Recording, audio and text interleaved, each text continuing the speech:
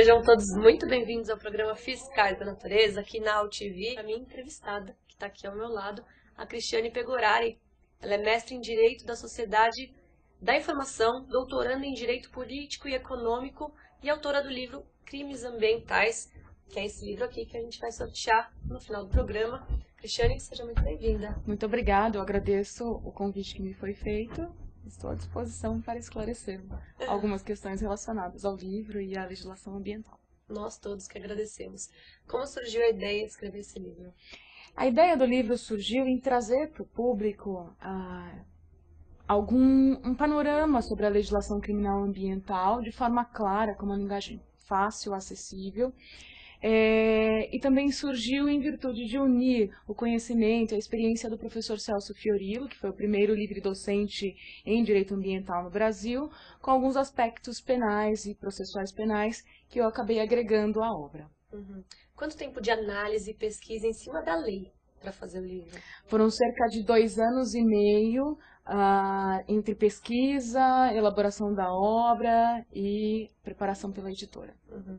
Quem é o público-alvo do livro? São leigos? Qualquer um pode ler? Leitura fácil? Ou é específico? Na realidade, o livro ele foi elaborado voltado para o público da área jurídica, para aquele profissional que atua ou que pretende atuar em direito penal ambiental.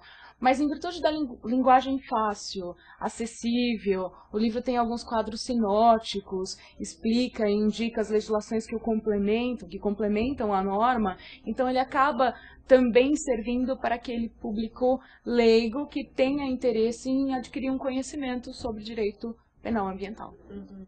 O novo Código Florestal, que acabou de ser aprovado aí, alterou alguma forma a lei de crimes ambientais? Ele de alguma forma influencia sim a aplicação da lei de crimes ambientais, porque nós temos alguns tipos penais que tutelam exatamente a flora.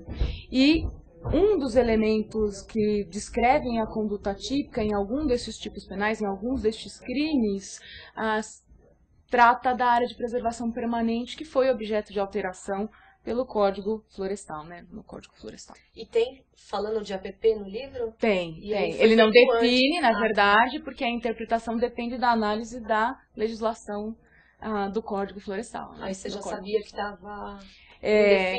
como era indefinido, e na verdade essa definição só veio há pouco tempo, na verdade essa semana que nós tivemos efetivamente uma definição, não é? Uhum. Então, acabou não sendo objeto, pelo menos não da primeira edição, mas com certeza será da segunda edição do livro. Um crime ambiental à fauna, flora ou a patrimônios culturais, né? Patrimônio urbano, poluições e tudo mais. As leis, elas são muito baixas. As punições são baixas e acabam sendo pouco efetivas, né? A grande maioria dos crimes ambientais podem ser praticados por pessoa jurídica, e aí eu acho que algumas alterações no que tange à punição seriam interessantes, né? Essas alterações seriam interessantes para dar uma maior efetividade no que tange à legislação. A lei, ela é funcional? Então, como eu disse, em virtude do desprestígio que a norma acaba tendo, em virtude das punições que ela prevê, ela acaba não sendo tão funcional. Na verdade, as punições em âmbito ambiental são mais funcionais na área de responsabilidade civil e de responsabilidade administrativa, me parece que na prática. No livro, você diz que o direito criminal possui características peculiares. É verdade. E esse talvez seja até um posicionamento um pouco mais radical e uma novidade, eventualmente, no livro. Porque a gente trabalha com o direito penal ambiental já dizendo de cara, de plano para o leitor, que o direito penal ambiental tem características peculiares. Por que ele tem características peculiares? Ele tem características peculiares exatamente em virtude do bem que ele tutela, que é um bem de natureza difusa, né, pertencente a toda a sociedade, às presentes e futuras gerações. Uhum. E essas características peculiares do direito penal ambiental, muitas vezes o afastam do direito penal tradicional, Porque o direito penal tradicional é aquele direito penal repressivo, que surge quando o dano já ocorreu.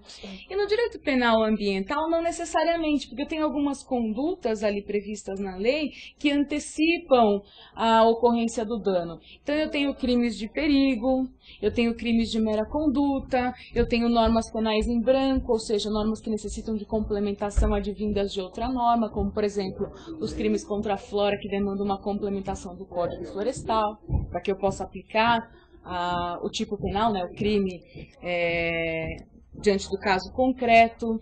Então, eu tenho características específicas do direito penal ambiental, ou que são mais evidentes no direito penal ambiental, em virtude da natureza difusa que é tutelada por esse direito. Qual a diferença entre crime de perigo e crime de dano? Muito bem. No crime de dano, o legislador tipifica, né, prevê uma conduta que descreve uma conduta que efetivamente causa uma lesão ao bem juridicamente tutelado pela norma. Então, eu tenho efetiva lesão, né, efetiva interferência no bem que a norma quer tutelar. No crime de perigo, muitos dos tipos penais previstos na lei, muitos dos crimes previstos na lei de crimes ambientais constituem crimes de perigo, o legislador não necessariamente ele não exige a lesão efetiva ao bem juridicamente tutelado, daí o caráter preventivo do direito penal ambiental. Então, ele antecipa muitas vezes, ele descreve condutas que muitas vezes antecipam a realização do dano ambiental, exatamente com a finalidade de evitar a ocorrência desse dano ou maiores reflexos. Como seria, então, um exemplo de um crime de perigo? Um crime de perigo? Veja, eu tenho alguns exemplos, eu posso consultar a legislação? Fica à vontade. Eu tenho alguns exemplos na lei de crimes ambientais. Eu não consigo imaginar um crime, fato, consumado, mas crime de perigo? Não, mas eu tenho, por exemplo, adentrar uma unidade de conservação. Que é proibido. Que é proibido. O cara não fez nada, ele só entrou. Só o fato de entrar no local proibido já configura o tipo penal, ou seja, já configura crime. Então, eu estou antecipando eventuais outras condutas. O simples fato de entrar, como é de entrar no domicílio, invadir o domicílio de alguém, que é um crime previsto no Código Penal, né? Legislação comum. Só o fato de praticar aquela conduta já é punível pelo legislador. Ele está antecipando eventuais outras condutas. Isso é registrado ou não? Como assim? Não chega a ser crime, né? Porque não, é crime. É crime. Então não pode nem entrar. Não. Senão seu nome vai ficar lá registrado e a próxima vez você está sujeito a um processo criminal e eventual aplicação da sanção penal correspondente, né, da pena correspondente. Qual a diferença entre meio ambiente natural, meio ambiente artificial, meio ambiente cultural, meio ambiente de trabalho, meio ambiente digital?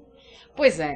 A Constituição Federal de 88, ela ampliou o conceito de meio ambiente. Então, quando a gente trata de meio ambiente, a gente não está tratando apenas de meio ambiente, fauna, flora, né? Não só dos animaizinhos ou das plantinhas, né? Na realidade, a tutela do meio ambiente, ela envolve diversos aspectos das relações da vida, né? Diversos aspectos da vida. Então, a gente pode classificar, enfim, a doutrina classifica, os autores classificam o meio ambiente em meio ambiente natural, fauna e flora, meio ambiente do trabalho, que diz respeito às relações estabelecidas no ambiente de trabalho mesmo, o patrimônio genético, o meio ambiente digital, que é hoje uma nova faceta do meio ambiente, aquelas relações que surgem, as relações humanas estabelecidas via internet, né, no ambiente, no ciberespaço, as questões relacionadas... Isso é um crime ambiental? É crime ambiental. Olha que louco! Tanto que a gente, até vou fazer uma propagandazinha, o próximo livro será Crimes no Meio Ambiente Digital, que nós vamos tratar do conceito de meio ambiente digital e demonstrar que essa nova faceta dessa nova sociedade, da qual nós participamos, né, que é uma sociedade que vive conectada, a prova disso é o programa, enfim, o chat ao vivo, os internautas participando, então uma sociedade conectada, né,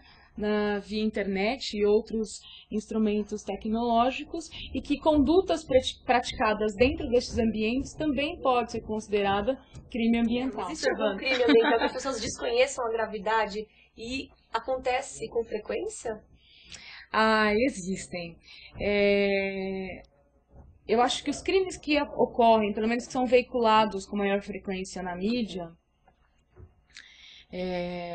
são os crimes relacionados ao crime de maus tratos a animais. É um crime que ocorre com bastante frequência e nem todo mundo tem conhecimento a respeito dos limites, das punições, e outros crimes relacionados à flora também. Um dos crimes, soltar balões, né, que possam causar incêndio à vegetação urbana ou não. Então, eu acho que tem vários tipos penais ali, porque a divulgação da Lei de Crimes Ambientais também é uma divulgação muito ok, né? Eu acho que essa questão do meio ambiente tem que estar na pauta todos os dias, tem que ser divulgado, tem que ser muito bem tratado, muito bem discutido o tempo todo, porque é um tema extremamente relevante para a nossa sociedade. Então, Adriano, 29... Obrigada, Adriano, pela pergunta. Qual a diferença entre Código Florestal e Direito Ambiental? O Código Florestal, ele é uma legislação específica, ambiental apenas, ok? E que regulamenta um aspecto específico do meio ambiente, que é a flora. Flora. Flora, ele trata da flora, ok? Então, ele define, traz alguns conceitos que são importantes. Na verdade, ela tem alguns conceitos que são importantes para a aplicação, inclusive, de outras normas, que é o caso da Lei de Crimes Ambientais. A gente precisa de conceitos, como, por exemplo, que pode ser interpretado como área de preservação permanente. Isso quem traz não é a Lei de Crimes Ambientais. Ela descreve causar danos à vegetação da área de preservação permanente, mas ela não define o que é área de preservação permanente. Isso vem de outra legislação ambiental, que é o Código Florestal. Que complementa... Ele complementa, na verdade, a Lei de Crimes Ambientais. Aí a pergunta do Netos. Pergunta para ela se os vetos da Dilma valeram a pena ou se ela deveria ter vetado tudo. Não, eu acho que ela fez bem em relação aos vetos. Foram 12, salvo engano, 12 vetos e 32 alterações em relação ao Código Florestal. Ela vetou alguns pontos extremamente interessantes e, na minha opinião, o mais interessante deles diz respeito à questão da anistia, não é? E outras questões que interfeririam, né? Ela vetou também algumas situações que interfeririam efetivamente, que poderiam levar aí a um dano ambiental mais gravoso, enfim. Eu acho que ela caminhou bem em relação aos vetos, mas, na minha opinião, a gente não precisava de um novo Código Florestal. O novo Código Florestal não era necessário. Eu acho que o Código Florestal que nós já tínhamos era suficiente. O que nós precisávamos é garantir a efetividade da aplicação da legislação. É engraçado isso, né? Como se coloca, se estimula essa questão da produção legislativa. O que realmente tem que ser produzido não é, e em contrapartida... A que não tem que ser feita, eles ficam anos fazendo, como a Política Nacional de Resíduos Sólidos, que demorou anos para aparecer. Então, eu acho que era desnecessário, eu acho que poderia ter sido vetado totalmente. Mas, mesmo assim, os vetos foram bem-vindos. Eu acho até...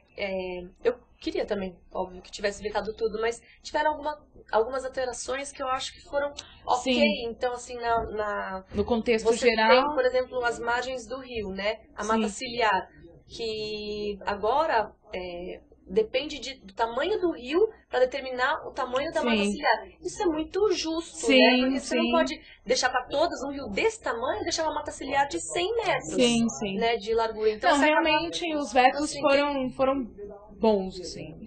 Eu acho que foi de grande valia. Agora, como eu disse, eu acho que era desnecessário um novo Código Florestal. Gostou desse programa aí? Pegou pela metade? Entra no site fiscaisdanatureza.com.br, que vai estar lá desde o comecinho, vocês podem assistir tudo. Não ao vivo, mas quem quiser o e-mail dela, acabou de lembrar. Quem quiser, enfim, esclarecer alguma dúvida, quiser conversar um pouco mais a respeito do livro ou sobre os crimes ambientais de maneira geral, eu passo sempre o meu e-mail, é cris, C-H-R-I-S, pegorari, @uol.com.br. crispegorari@uol.com.br. Será um prazer esclarecer dúvidas a respeito de meio ambiente e de direito penal ambiental.